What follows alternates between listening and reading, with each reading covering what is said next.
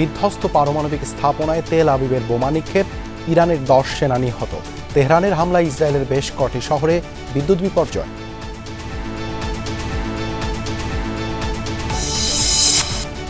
জাতিসংঘের আণবিক শক্তি সংস্থা থেকে বেরিয়ে যেতে ইরানের পার্লামেন্টে বিল উত্থাপন, মস্কোর বৈঠকে সহায়তা দিতে প্রস্তুতির কথা জানালেন পুতিন। হরমুজ প্রণালী বন্ধ হলে তেলের বিশ্ববাজারে অস্থিরতার শঙ্কা, ইরান বেপরোয়া হয়ে ভয়ঙ্কর পথ বেছে নিতে পারে অভিমত বিশ্লেষকদের।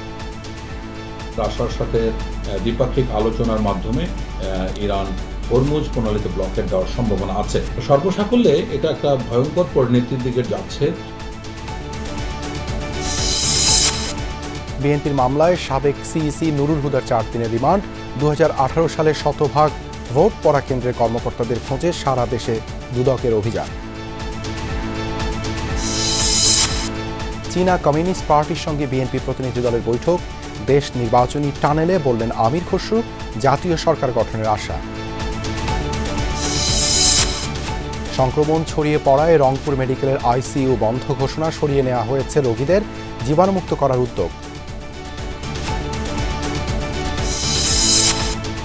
এছাড়াও রাতের বাংলাদেশে থাকছে।